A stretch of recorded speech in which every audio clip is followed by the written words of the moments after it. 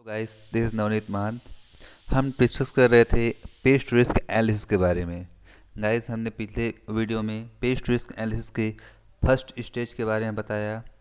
आज हम second stage के बारे में डिस्कस करते हैं। गाइस, पेस्ट रिस्क एनालिसिस के सेकंड स्टेज जो है वो है रिस्क असेसमेंट। गाइस, इस स्टेज में रिस्क का असेसमेंट किया जाता है। पेस्ट के किसी भी पेस्ट के आक्रमण का जो रिस्क होता है उसका असेसमेंट किया जाता है। जो रिस्क असेसमेंट है इसको हम तीन स्टेप में डिवाइड कर सकते हैं। जैसे फर्स्ट है पेस्ट कैटेगराइजेशन, जिसमें हम पेस्ट को अलग अलग कैटेगरी में बांटते हैं। That will be quarantine pest और non quarantine regulated pest. Second है assessment of the probability of introduction and spread. That means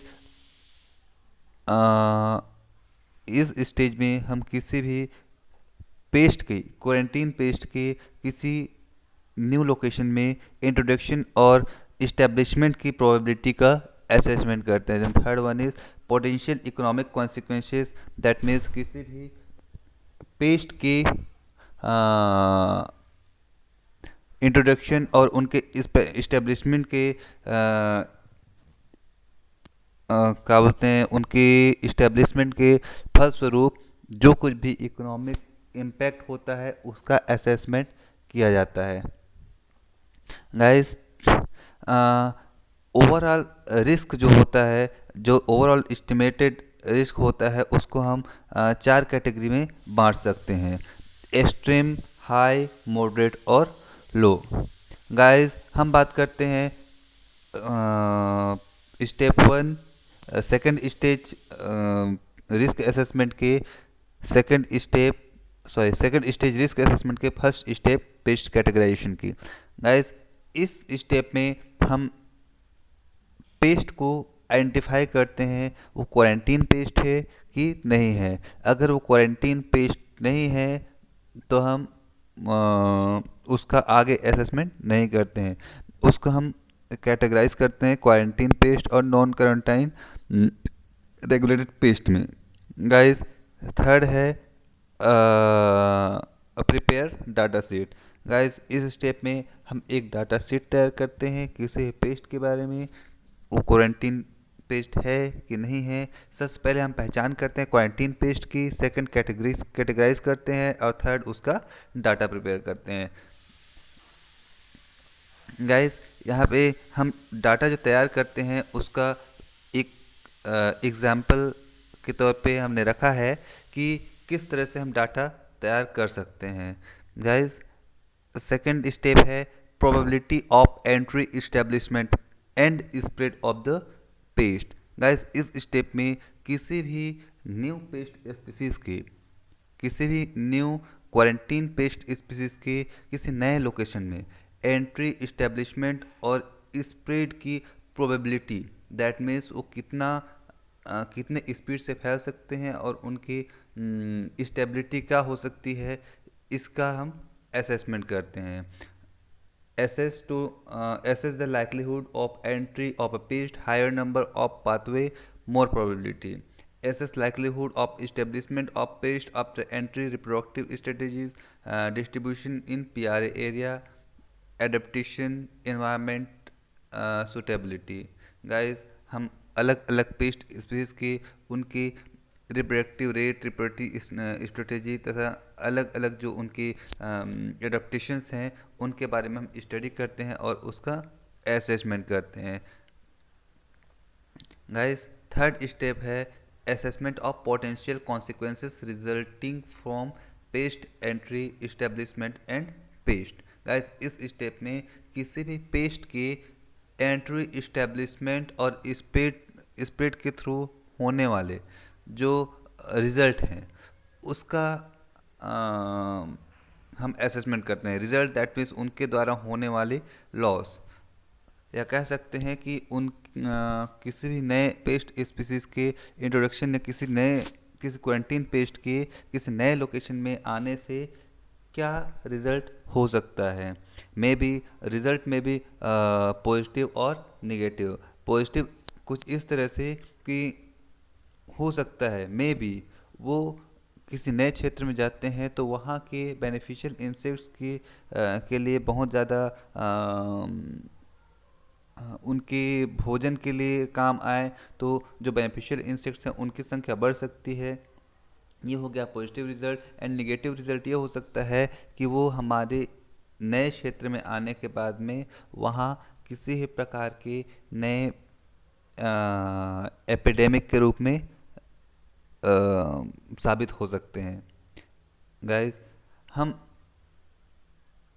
assessment करते हैं अब economic consequences. Economic consequences that means किसी भी नए पेस्ट के द्वारा जो भी एंट्री इस्टेब्लिशमेंट से जो कुछ भी रिजल्ट होता है उससे हमको इकोनॉमिक कितना लॉस हो सकता है। इकोनॉमिक कॉन्सिक्वेंसेस दैट मीन्स हमको प्रोडक्टिविटी पे क्या इम्पैक्ट होता है, प्रोडक्टिविटी में दैट मीन्स यील्ड लॉस क्या हो सकता है, उसके कॉस्ट ऑफ कंट्रोल कितना बढ़ सकता है, या पोस्ट हार्वेस्ट डिसइंफेस्टेशन में कितना खर्च हो सकता है।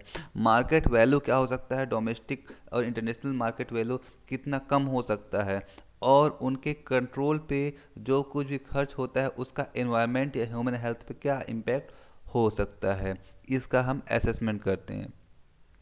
गाइस, लास्ट स्टेज है पीआरए का, पेस्ट रिस्क एनालिसिस का जो लास्ट स्टेज है वो है paste risk management. That means अभी तक हमने जितना भी असेसमेंट किया, पेस्ट रिस्क एनालिसिस के लिए जितना भी असेसमेंट किया, उन सभी के आधार पे लास्टली हमको मैनेजमेंट करना बहुत ज़रूरी होता है। सिर्फ हम मैनेजमेंट करने के लिए ही सारे जो अभी तक असेसमेंट करते हैं वो सारे के सारे असेसमेंट मैनेजमेंट करने के लिए ही किया जाता है ताकि हमको नुकसान कम हो।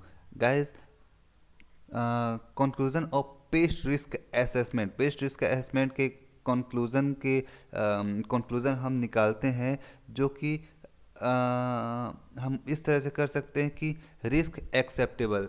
पेस्ट रिस्क असेसमेंट जो सेकंड स्टेज होता है उस स्टेज के कंक्लूजन के अकॉर्डिंग हम दो कंक्लूजन निकालते हैं, या तो पेस्ट जो रिस्क है वो एक्सेप्टेबल है या रिस्क अनएक्सेप्टेबल है। रिस्क एक्सेप्टेबल अगर है दैट मीन्स उस पेस्ट के द्वारा हम ये अंदाज लगा सकते हैं कि उस पेस्ट के द्वारा किया जाने वाला नुकसान हमें आर्थिक रूप से बहुत ज़्यादा क्षति नहीं होगी। लेकिन अगर रिस्क अनएक्सेप्टेबल है उस कंडीशन में हम पीआरए को कंटिन्यू करते हैं। अगर हम पीआरए कंटिन्यू करते हैं तो इसमें अलग अलग ऑप्शंस दैट मीन्स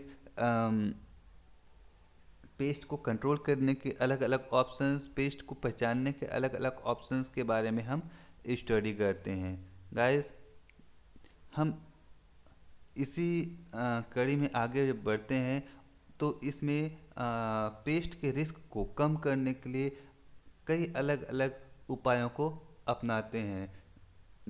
इसमें अलग अलग steps that just like inclusion in list of prohibited paste, phytosanitary inspection and certification prior to export, definition of requirements to be satisfied before export, example treatment, origin from pest free area, growing season inspections, certifications scheme, etc. Inspection of entry, treatment at entry point, inspection stations, or if appropriate at place of destination, detention in post entry quarantine, pest entry measures, prohibition of entry of specific commodities from specific origin। Guys, हम इस प्रकार के सारे जो measures हैं उनको अपनाते हैं पेस्ट रिस्क मैनेजमेंट के लिए।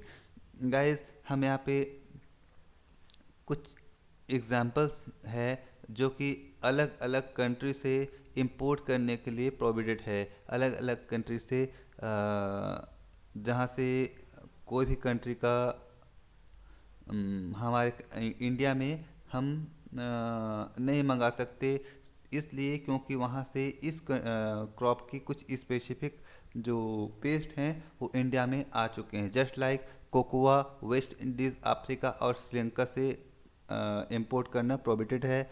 कॉफ़ी श्रीलंका, अफ्रीका और साउथ अमेरिका से, रबर जो है वो अमेरिका और वेस्ट इंडीज़ से, और sugar cane Fiji, New Guinea, Australia और फिलीपींस, इन कंट्रीज से हम ये सारे क्रॉप्स नहीं मंगा सकते। गाइस आज के लिए बस इतना ही। Thank you.